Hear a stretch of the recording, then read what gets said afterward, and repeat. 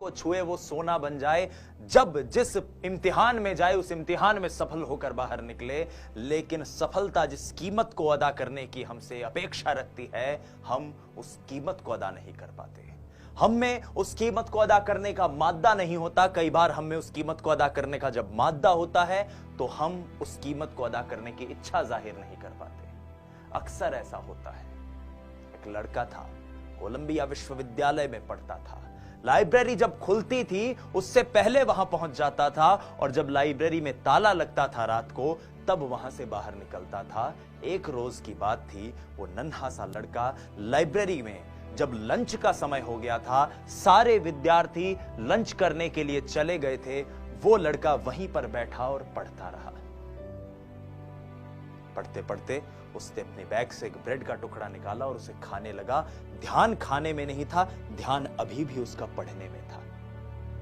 उस लड़के को लाइब्रेरियन ने यह कार्य करते हुए देखा। लाइब्रेरियन दौड़ता हुआ आया और चिल्लाया, ये तुम क्या कर रहे हो? तुम्हारे अंदर लाइब्रेरी में बैठने के एटिकेट्स और मैनर्स नहीं है? तुम्हें यह नहीं पता कि लाइब्रेरी में बैठकर खाना नहीं खाया जाता? खाना खाना है तो बाहर जाओ कैंटीन में।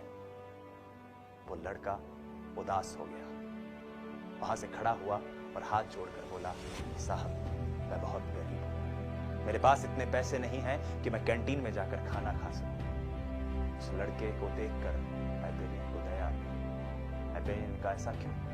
तुम क्यों बाहर अपने दोस्तों के साथ नहीं जाते, खेलते कूदते? उसने कहा, साहब मैं अगर ये करने लग गया तो वहां मेरे मुल्क में, मेरे देश में मेरे लोगों का क्या होगा? मुझ पर जिस कार्य को करने की जिम्मेदारी है उस जिम्मेदारी का क्या होगा?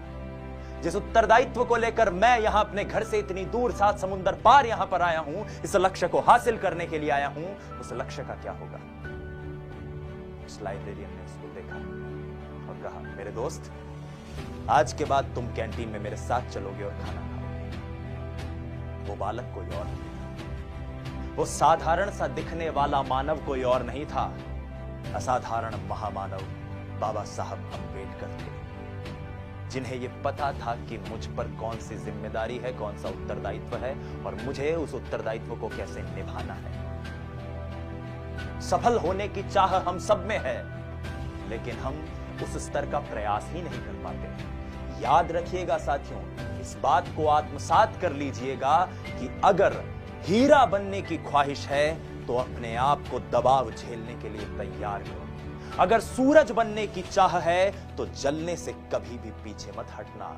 अगर स्वर्ग की प्राप्ति की लालसा रखते हो तो मृत्यु का कभी भय मत रखना। पुणे अस्पृश्य सम्मेलन में 11 सितंबर 1938 को वो बालकों को संबोधित करते हुए कहते हैं, बाबा साहब अम्बेडकर ये बात कहते हैं कि जिस पाठ्यक्रम को विदेश में पूरा करने के लिए मैं गया था, उस पढ़ाई को पूरा करने में एक सामान्य विद्यार्थी को 8 साल लग जाते हैं और मैंने मात्र 2 साल 3 महीने की अवधि में उस पाठ्यक्रम को पूरा किया, उसमें उत्तीर्ण हुआ, अव्वल दर्जे से उसमें आगे आया। क्यों? क्योंकि मैं जानता था कि मेरे पास दूसरा मौका नहीं है। इसलिए मैं करीब 20 घंटे प्रतिदिन पढ़ता था, 20 घंटे 21 घंटे लगातार पढ़ता था। और यह बात सर्वविदित है कि अंबेडकर साहब की लाइब्रेरी जो उनके घर में थी, उनके स्टडी रूम में जो उनका पर्सनल पुस्तकालय था, उस पुस्तकालय में 50,000 से लेकर 70,000 किताबें थी।